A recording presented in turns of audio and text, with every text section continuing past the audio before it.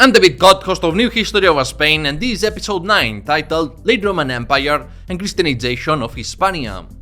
In this episode, you will learn everything you need to know about the society and economy of Roman Hispania, the political history of the late Roman Empire before the barbarian migrations, and the significant transformations that occurred in the transition from Classical Antiquity to Late Antiquity, including the Christianization of Hispania.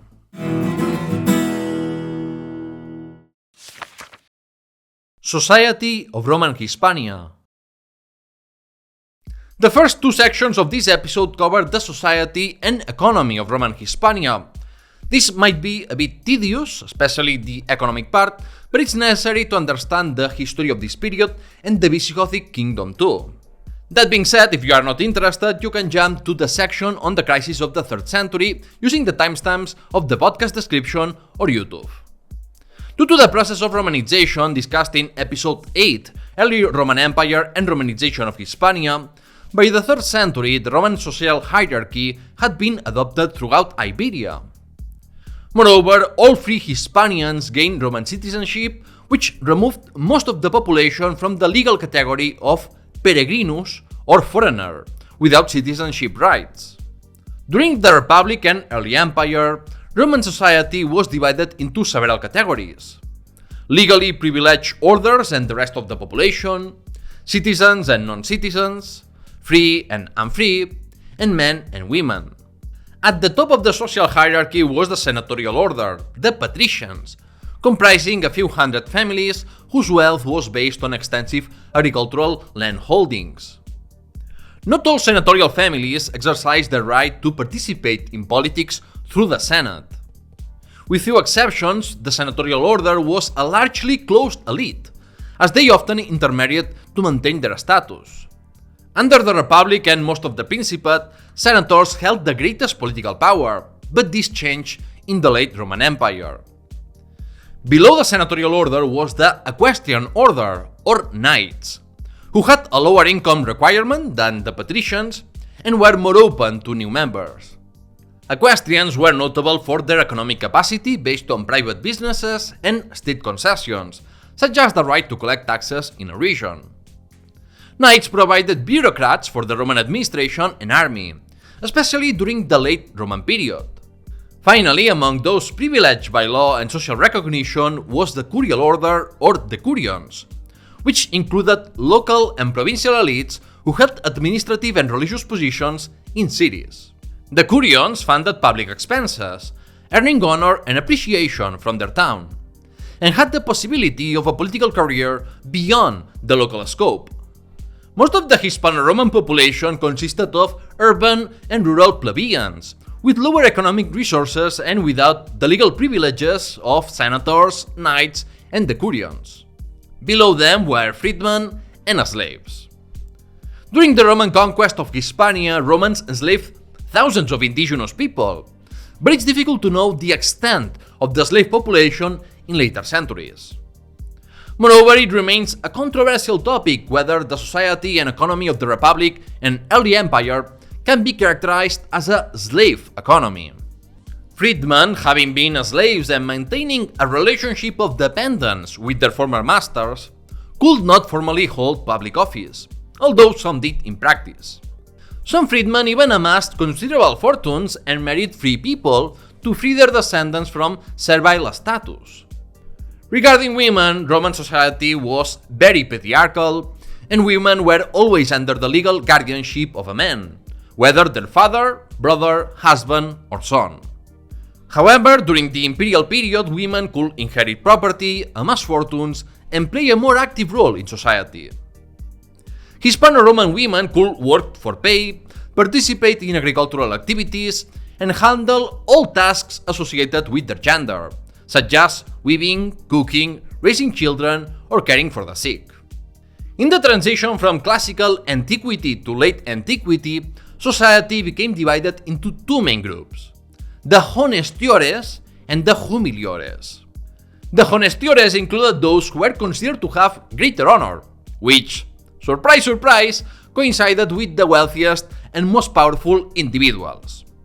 Senators, knights, decurions, landowners, high-ranking officials, military officers, bishops, and wealthy individuals from other origins. Legally, honestiores could not be tortured or subjected to the death penalty except in cases of treason. On the other hand, the humiliores was a very heterogeneous category that included anyone who was not an honestior, such as urban proletarians, free peasants with few properties, artisans, soldiers, serfs, or slaves. Economy of Roman Hispania. Unsurprisingly for a pre-industrial economy, the foundation of Roman Hispania's economy was agriculture. The Phoenicians introduced the Mediterranean agricultural triad: wheat, vines, and olives. But the Romans sped and consolidated it. Romans significantly expanded irrigation, which had existed in Iberia since the Bronze Age, to improve agricultural yields. Dams, cisterns, and supply channels for fields and cities were found throughout the peninsula, except in the northern regions, because they did not have as much agricultural potential and these regions already had more rainfall. In many parts of Hispania, agriculture and livestock farming were for self-consumption, with trade being mostly done at the county level.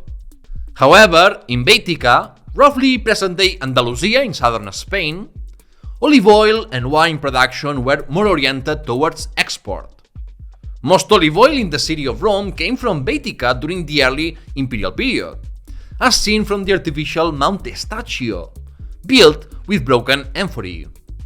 Roman Hispania continued to be a country with landscapes much more dominated by forests compared to the 9th century and onwards, when there was a great push for the clearing of new lands and consequently deforestation. Therefore, it is not surprising that hunting remained an important economic activity in ancient times and was not limited to the privileged states. The second most important economic activity during the Republic and early Empire was mining, with Hispania being the largest source of mineral wealth in the Roman Empire. Archaeological records show that during the early Empire, mining intensified significantly compared to earlier and later periods.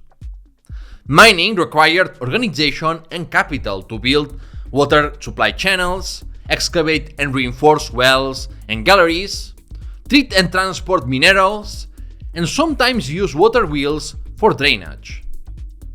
Almost all mines in Hispania were state property, but not all were publicly exploited. Some, like the gold mines in the north, were exploited by the state, but others, like the mines in Cartagena and Sierra Morena, were granted to private companies.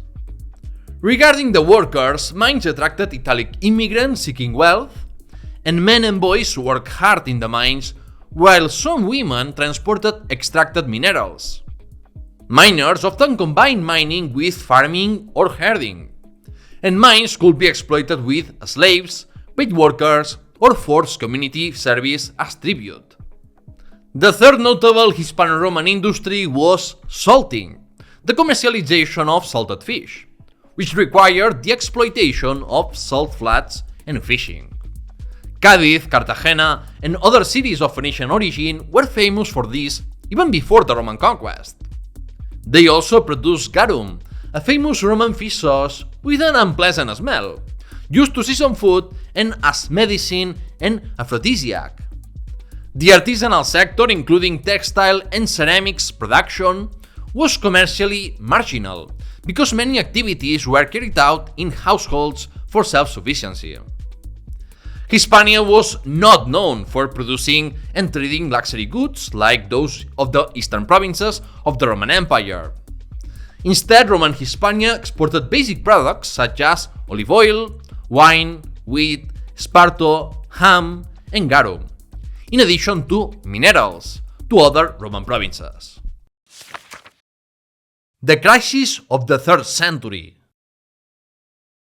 We left off the political history of the Roman Empire with the assassination of the last emperor of the Severan dynasty in 235, which sparked an unprecedented political, economic, and social crisis that nearly destroyed the Roman Empire and changed it forever. Some say the crisis began in 192 with the assassination of Commodus, which led to a year with 5 contenders for the imperial title. Others limit it to the period between 249 and 270. Some modern authors prefer to call it a transformation rather than a crisis, arguing that terms like crisis or military anarchy are value judgments. However, a crisis is defined by times of difficulty, and this period certainly fits that definition, and this crisis also provoked profound changes. During this time, the empire experienced a constant change of emperors and wannabe emperors, leading to decades of civil wars. External enemies like the Germanic tribes, Berbers, and Persians under the Sassanid Empire threatened the borders. Inflation was rampant, plagues decimated the population, and there were too many economic and social problems to list. If that is not a crisis, I don't know what is. Now, a crisis can end in many ways. In disaster, which in this case would have been the end of the Roman Empire. You can end up worse than before the crisis, or you can emerge stronger, like Rome after the Second Punic War. The Roman Empire didn't end, but the debate remains whether it emerged stronger or weaker from the crisis. Many argue, and I will agree, that it came out weaker because political crises, civil wars, and external threats continued in the late Roman Empire of the 4th and 5th centuries. Hispania was a peripheral region with little political and military importance by then, so Iberia felt fewer direct effects of the crisis of the 3rd century, since it was not a site of invasions, battles, or social upheavals, unlike Italy and the eastern provinces. The most significant military event in Hispania was a Germanic incursion around 260, but modern historians have likely exaggerated its destructive consequences. In 260, Postumus, the general in charge of protecting the frontier of Germania in the Rhine River, defeated these Frankish and Alemannic invaders. Soldiers proclaimed him emperor due to his generosity and success in defending Gaul and possibly Hispania. In an era dominated by chaos, Postumus seemed to offer protection and thus was seen as a savior by many. Postumus created what is known as the Gallic Empire, controlling Germania, Britannia, most of Gaul, and all of Hispania, or at least the province of Tarraconensis. It's considered he created an independent state because he created a senate, bureaucracy, and Praetorian Guard like Rome's. But he did not try to conquer Italy. However, he probably didn't attempt to do so because he didn't have the means.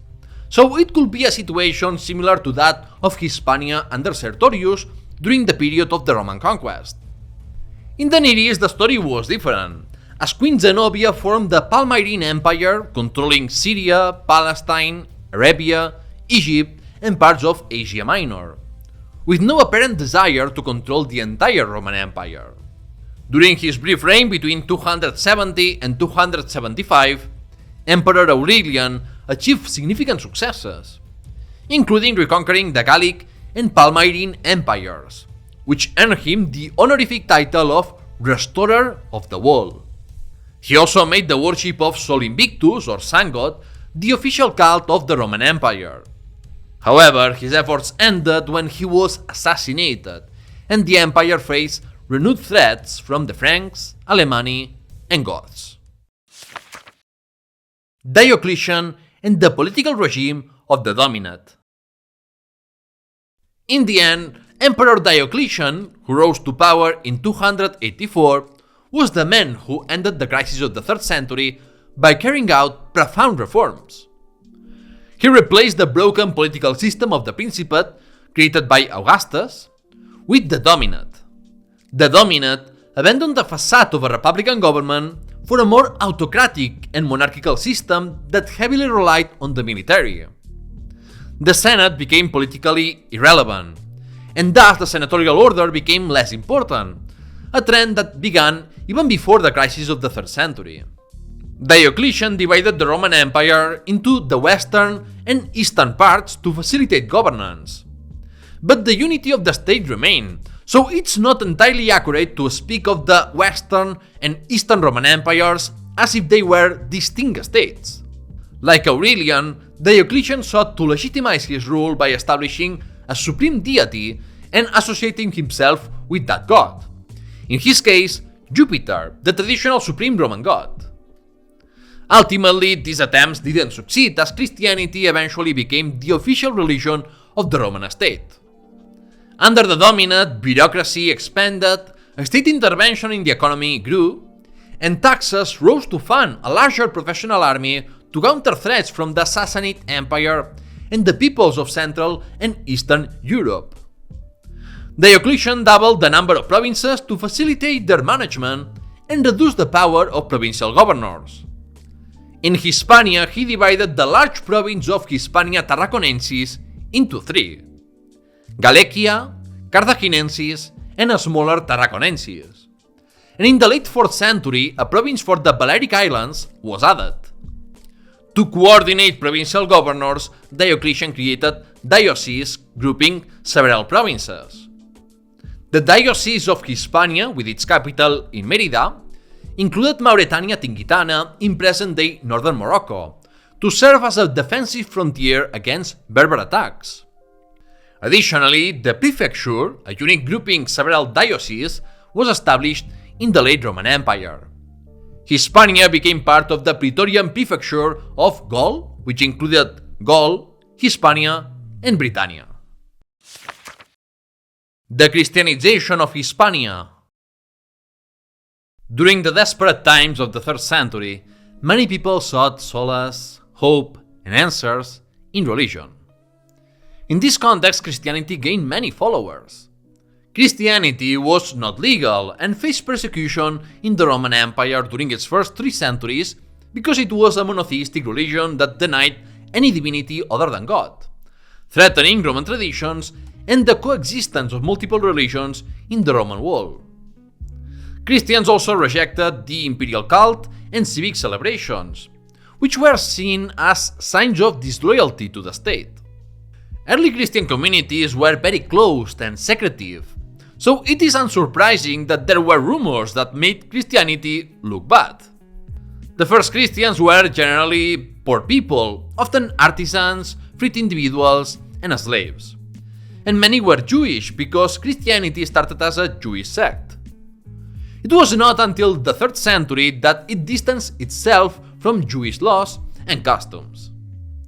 Early Christianity was fragmented into conflicting groups and churches led by charismatic leaders, rather than well-established hierarchies. This changed dramatically in the 3rd and early 4th centuries as the church developed clearer hierarchies, resolved some theological disputes, and moved from being a purist and close religion to one with a universal mission, with a syncretic capacity to transform pagan practices into Christian ones. Another crucial factor in the spread of Christianity was the political alliance between the church and the state under Constantine and later emperors. This alliance not only legalized Christianity and gave it the legitimacy of being supported by the state, but also significantly boosted the church's wealth and power through donations, inheritances, and tax exemptions. Estimating the number of Christians in different periods of the Roman Empire is difficult, but by the year 300, just before Constantine's rise, it is believed that 5 to 10.5% of the empire's population was Christian. The highest concentration of Christians was in Rome, where there were around 40,000 Christians by the mid-3rd century, or 5 to 10% of the population. Greece, Africa, and the eastern provinces also had more Christians than the West. But when and how did Christianity arrive in Hispania? Due to a lack of reliable sources, medieval and modern chroniclers invented many legends about the origin of Christianity in the Iberian Peninsula. One unfounded story is that James the Greater, one of the apostles, preached in Hispania and was buried in Gallicia, where Santiago de Compostela was later founded. This story only began to circulate in the 6th century. So yeah, the Camino de Santiago, or Way of St. James, is a scam. It's fiction. It's fiction. We made it up. We made this one up. It's a made-up tale. It's a total fabrication. It never happened. Another legend is about 7 men sent from Rome by the Apostle Peter to evangelize Hispania. But this is not mentioned until many centuries after the supposed events. A third legend claims that Paul the Apostle brought Christianity to Hispania. This has some historical basis due to a letter in which Paul expressed his desire to travel to Hispania.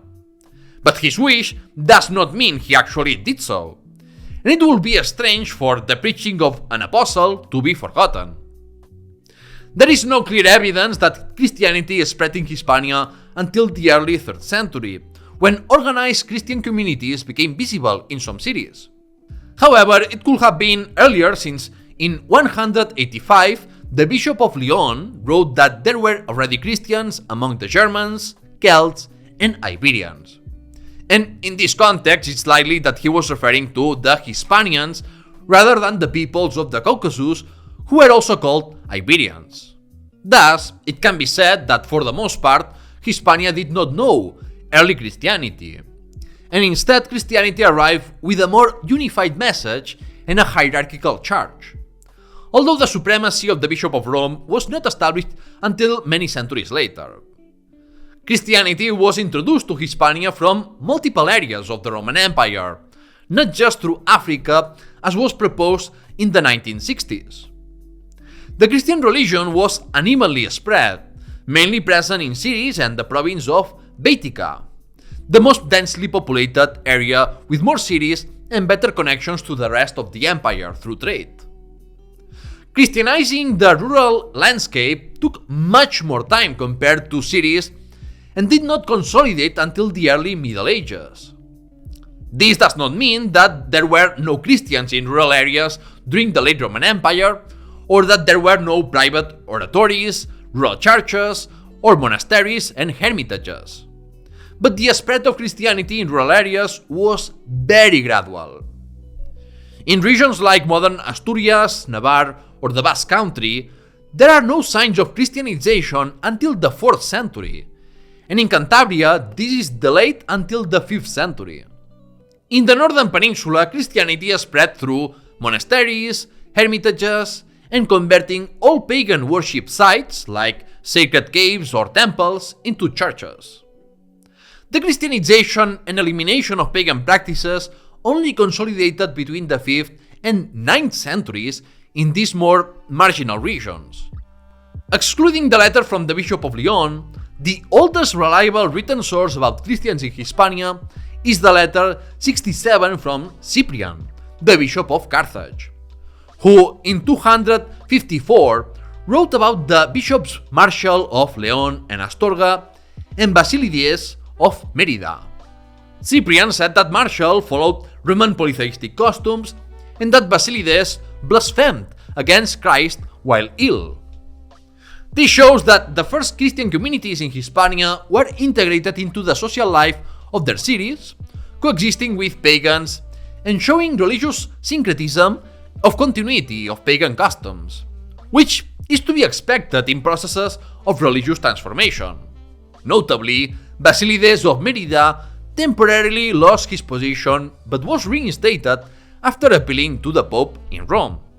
At the Council of Elvira, Granada, held in the early 4th century, there was tolerance for mixed marriages of Christians and Gentiles, meaning in this case non-Christians, and apostasies, but a strong condemnation of Jews and those labeled as heretics. The clergy could still hold other positions, profit from private businesses, and marry and have families. The Catholic prohibition on clerical marriage did not become the norm until later. From the beginning, men filled the positions of the Hispano-Roman clergy, while women were secondary and marginalized. So Christianity reinforced the Roman patriarchy. It was because of Puritans like Bishop Cyprian of Carthage that Christianity was hated by many in the Roman Empire, since it was seen as a threat because of its intolerance. In contrast, the syncretic tolerance of the 3rd and 4th centuries, allowing new converts to continue previous religious practices under a Christian appearance, allowed Christianity to spread widely when it still did not enjoy political power and didn't have the repressive apparatus of the state behind them. In a classic society like the Roman one, Christianity only succeeded when it abandoned its original sectarianism and became a tool that could serve the interests of the urban and landowning upper classes, meaning it was not a revolutionary religion that threatened the Roman social order. In fact, in relative terms, there were more Hispano-Roman elites who embraced Christianity than plebeians and slaves. Thus, it is not surprising that the Council of Elvira focused on regulating the lives of magistrates, priests, moneylenders, landowners, and slaveholders, while paying little attention to the lower and servile classes. Transformations from Classical Antiquity to Late Antiquity. What changed in Late Antiquity compared to Classical Antiquity? Pay close attention because these changes affected not only Hispania in the 4th and 5th centuries, but also during the time of the Visigothic kingdom. Also, if you have made it this far, remember to subscribe to the YouTube channel and podcast New History of Spain for more content. It's free. You can join the Patreon community to support me and get exclusive benefits or get a paid subscription on Apple Podcasts. The links are in the description. Returning to the topic at hand, the Roman Empire that emerged from the crisis of the 3rd century was almost unrecognizable compared to the late Republic or the Principate in its golden years. As I mentioned in the section on the Dominate, emperors dropped their pseudo-republican image and sought legitimacy through religion and military leadership, similar to later medieval Christian rulers. During the crisis of the 3rd century, and even earlier with the Severan dynasty, the balance of power between the senatorial order and the rising equestrian order broke, as the patricians were increasingly marginalized in politics and the military. Due to the absence of emperors in Rome, the militarization of the state, and the repression of senators supporting different wannabe emperors, the Senate lost its political and military power, though its members remained economically powerful. The emperor's close circle increasingly consisted of military men and new men, many from the equestrian order. The old hereditary elite based on lineage of the Republic and early empire was replaced by a service elite, where connections and patronage were more important than merit, although education also helped with social mobility. About the local elites, being a decurion ceased to be desirable, as it was an economic burden with few benefits. Local elites either retreated to their rural estates or joined the provincial and central bureaucracy, the military, or high positions in the church. And some even bought the position of bishop. The central government tried to fix the situation by making municipal offices hereditary, lowering monetary requirements to be a decurion, or appointing administrators not elected by the municipality. But city administration remained an issue. In this context, bishops gradually replaced local civil magistrates and became the political authority of cities, basically acting like mayors. This was possible because of the high social regard for bishops and the fiscal privileges of the church, which allowed it to carry out charitable and welfare works, as the decurions had previously done. The political power of bishops in cities consolidated with the disappearance of Roman civil administration in the 5th century. Throughout the 4th and 5th centuries, Roman cities changed completely due to the Christianization of urban spaces. For example, all forums or temples were replaced by churches and episcopal complexes. Other common changes in cities during late antiquity included building walls, a decrease in urban population, the subdivision of aristocratic urban residencies to house multiple families, neglect or abandonment of sanitation systems, and the development of polluting artisanal activities and the appearance of cemeteries, urban gardens, and empty spaces within the city walls. Even the grid layout of streets was no longer respected, and many Roman city buildings like amphitheaters and theaters were converted into cemeteries or had houses built over them. In general, late antiquity meant both an urban decline in some aspects and a complete transformation of the classical model of cities.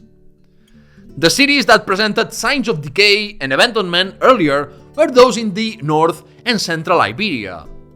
This makes sense because many were Roman foundations in places without much urban tradition and less well connected to rich economic circuits. When money from Roman imperialism ran out, these artificial cities were the first to fall.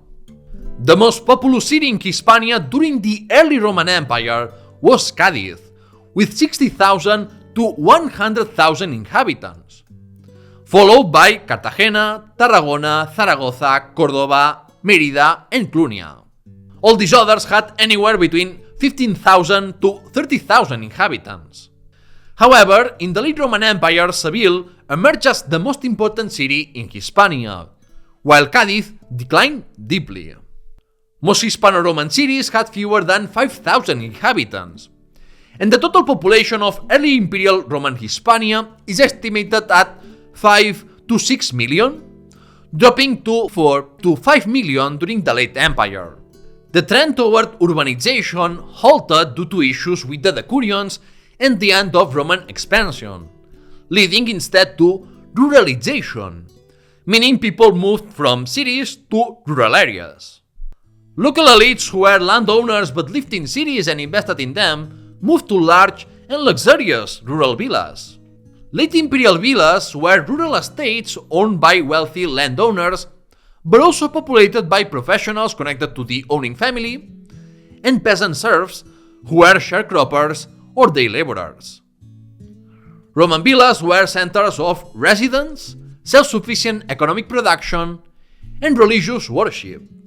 Another trend of late antiquity was the concentration of land ownership, as increasing taxes in the 4th century forced many small landowners to seek the quote-unquote protection of wealthy landowners.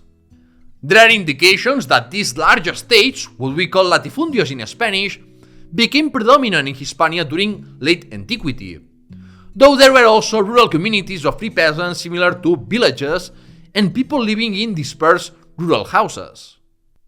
From the opulence of 4th century Roman villas, the 5th and 6th centuries saw a decline in activity, abandonment, or the replacement of aristocratic habitats with those entirely populated by peasants. However, this does not necessarily mean peasants were free from landlord control. Other changes in late antiquity included the increase of defensive military conflicts, higher taxes and state intervention in the economy, the Christianization of society, the dominance of the military and eventually bishops in politics and society, and the gradual shift from market-oriented production to a more self-sufficient local and agrarian economy, especially after the collapse of the western part of the Roman Empire in the 5th century. Constantine and the legalization of Christianity. After Diocletian's abdication, another civil war broke out. It's as if the Romans couldn't resist the temptation of gambling with the empire's survival. Amid periods of peace and war, Emperor Constantine emerged victorious and unified the entire Roman Empire under his rule. He also moved the imperial capital to Byzantium in 330, renaming it New Rome, later called Constantinople.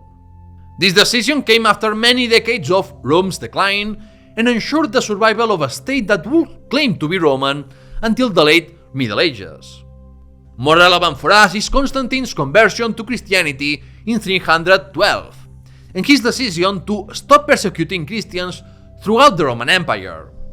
The toleration of Christianity was traditionally attributed to the Edict of Milan, signed by Constantine and another emperor, which restored church property that had been confiscated and granted freedom of worship.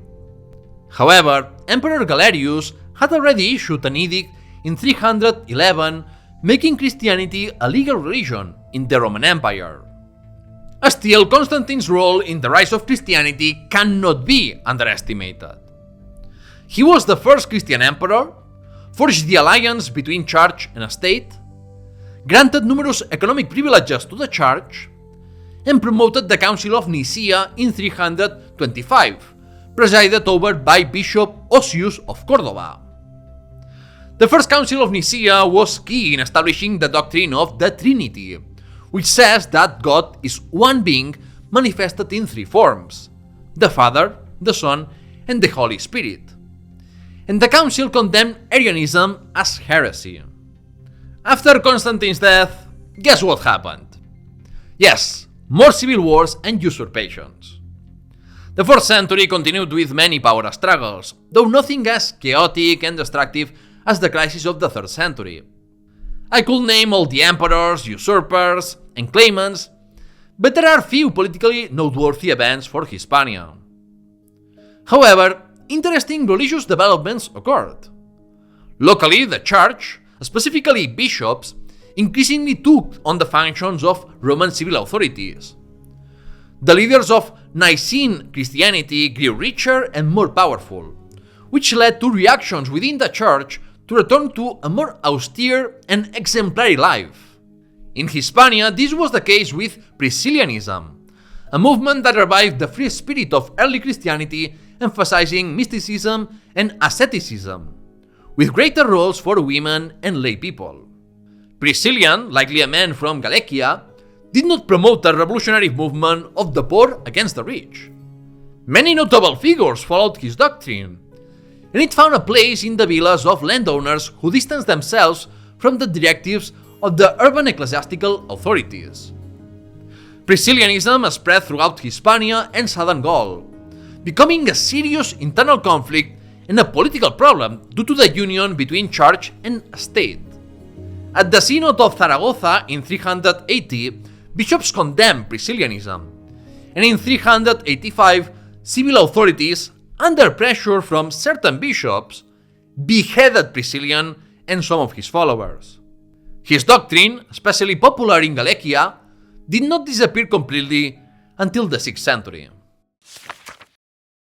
Theodosius, the last emperor of the two parts of the Roman Empire.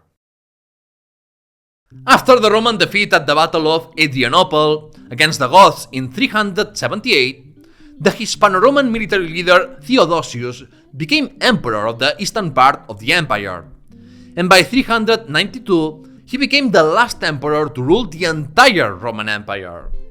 Theodosius made Nicene Christianity the official and sole religion of the Roman Empire, banning and persecuting all other religions. During his reign, Theodosius persecuted paganism, heresies, and other beliefs, and tolerated or even encouraged the destruction of pagan temples, including ancient Greek ones. Theodosius recognized that many Romans had converted to Christianity between the 3rd and 4th centuries, so it made sense to strengthen the political alliance with the Church, which had the also Hispano-Roman Damasus as Pope in Rome. One event that shows how powerful the Church had become by now was when the Bishop of Milan refused to let Emperor Theodosius enter his church until he showed remorse for the massacre of Thessalonica, where Theodosius ordered the killing of 7,000 people. If you have watched Game of Thrones, you will likely see a parallel with the High Sparrow's public humiliation of Tommen and Cersei. Theodosius' decision to allow Germanic tribes to settle in the Balkan region of Thrace, close to the Roman Empire's heart, has been controversial for centuries. It was certainly a policy that demonstrates how weak the Roman Empire was at that time. But did Theodosius have an alternative? Probably not. As the Huns from Asia massacred Germanic peoples and disrupted their way of life, these peoples fled to the Roman Empire. They filled the ranks of the Roman army to the point where most of the Western Roman army was made up of barbarians, meaning foreigners. Given this scenario, with Roman citizens rarely desiring to serve in the army, it's not surprising that the Roman Empire eventually disappeared. When Theodosius died in 395, he became the last emperor of both parts of the Roman Empire, more by historical accident than by a conscious will. He left his two sons as rulers, one in the east and the other, a 10-year-old named Honorius, in the west. The western part was ruled by a regent, Stilicho, a general of mixed Roman and Vandal descent. I will discuss the political history of the 5th century in the upcoming episodes. But, a spoiler alert, the western part of the Roman Empire did not survive into the 6th century.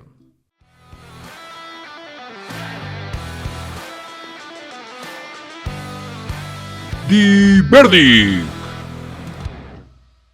In today's verdict, I want to ask you questions to answer in the comments about the changes in the late Roman Empire.